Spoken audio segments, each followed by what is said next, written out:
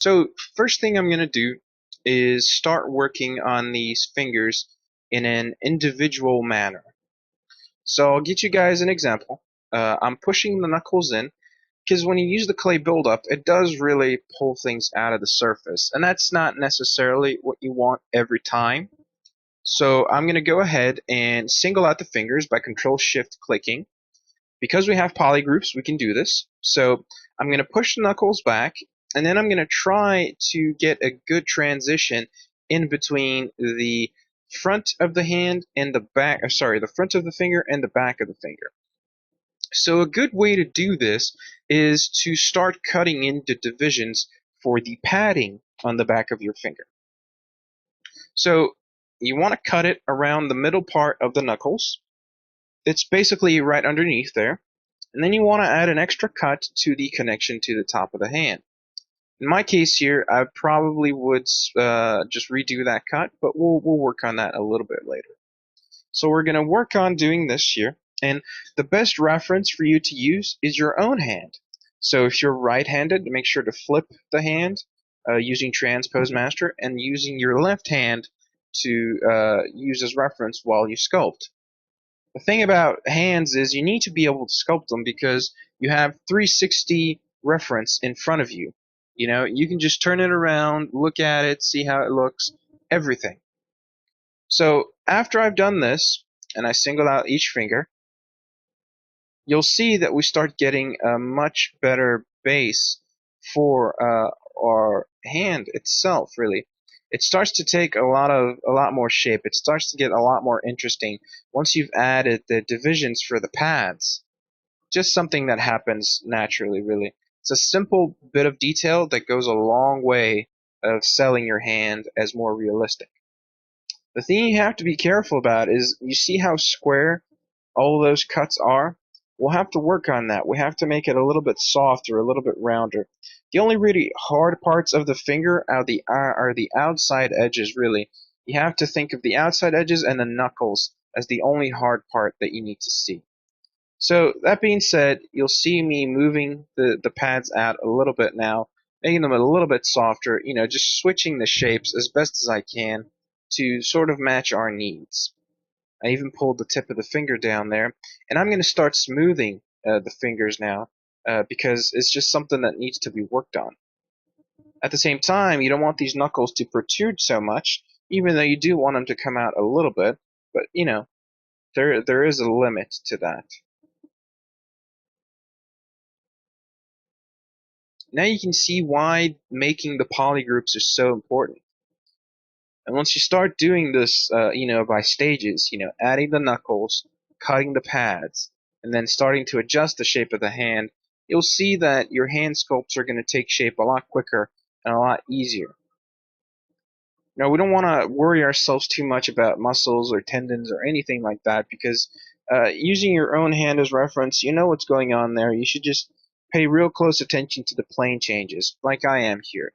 Taking my time, as you see, smoothing some bits out, moving others in, making sure that nothing is popping out too much.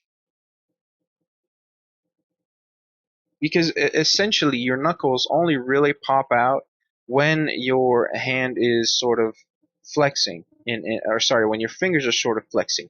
That's when they get that hard edge on top of them. So it's important to not overdo it if we're doing straight fingers like this. So even though they're straight, and we do need a bit of a bump on the knuckle areas, you don't want to overdo it. Just remember that it's bone, so it has to be hard, and everything else has to be soft. So the hand is this combination of hard and soft, and a multitude of shapes, really.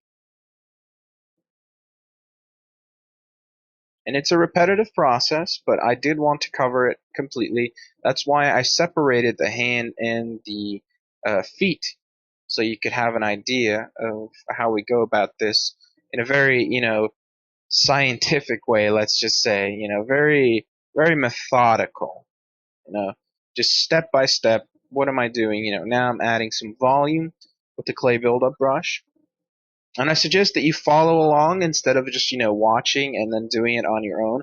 Or, watch it and then rewatch it and do it at the same time as you see me doing it so that you sort of ingrain this workflow in your head and you don't forget the steps to sort of start getting to a better result. Now, the thumb here is a little trickier, but, like I said, all you have to do is look at your own thumb and realize where the cuts are and where everything is sort of going, to more or less get yourself a good division of the shapes. I've cut uh, the shape underneath a little bit too short, and I'm gonna edit that later on. But as you can see, there's a lot of space in between the thumb and everything else. So if I don't edit it now, or move it backwards a little bit, this is where you see I looked at my hand. I was like, hey, this is a little bit further back, and I think I redo this cut as well. It's a little bit too to the front, so I'm going to go ahead and there you go, make it a little bit higher up on my list, and then I get a lot better looking thumb.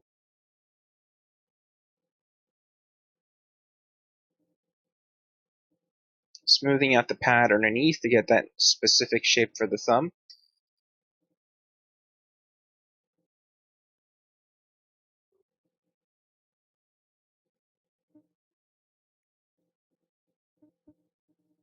And now it's time to add a little bit of volume on top of the thumb. Not too much, though you have a tendon going there from the pollicis group.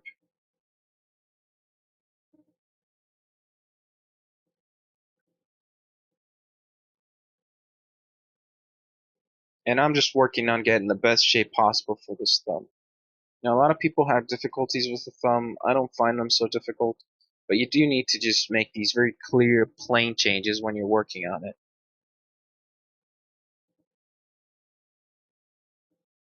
Added a little bit of volume on top of it. And again, use your hand for this stuff. Don't be afraid. Have the best reference you can get in the world over there. Ask somebody to take pictures of your hand for you. If you have a good phone camera or any kind of camera, just take some nice pictures and then use them as reference. So here what I'm doing is I'm adding a little bit of detail to the back, to the inside of the hand. Just getting the shapes a little bit better in there. And again, looking at my hand and seeing, hey, okay, so how's my hand shaped? And what am I missing here? So there's going to be a lot of adjustments here that we need to take care of.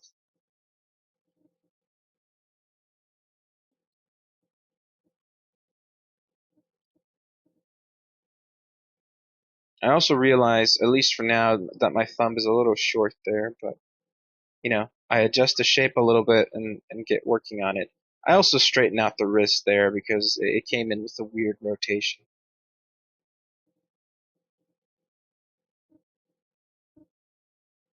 Editing my knuckles so they don't fly out too much outside the hand, so I get a nice slope. I have to think of it as a nice little mountain. Starts low, goes up, high point, goes down. So you need to do little mounds for the knuckles. And here, watch where I'm sculpting. This is the flow of the muscles. You have two, one for each pad, and then they connect in the middle with some cartilage. Uh, and it's an important bit to discern. And now I'm just sort of looking at my hand and doing some of these cuts here so that I can get a little bit more detail, a little bit more of a better idea of what's really going on the hand.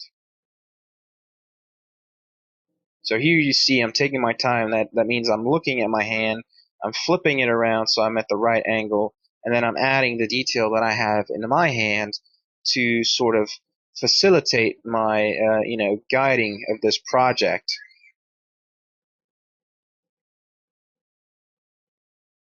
Once this is done, you want to be able to fill this in with a little bit of clay, like this, and get some nice skin transitions going.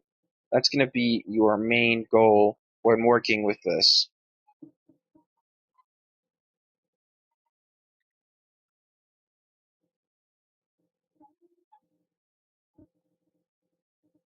I'm just adding a little bit extra detail here. Nothing special.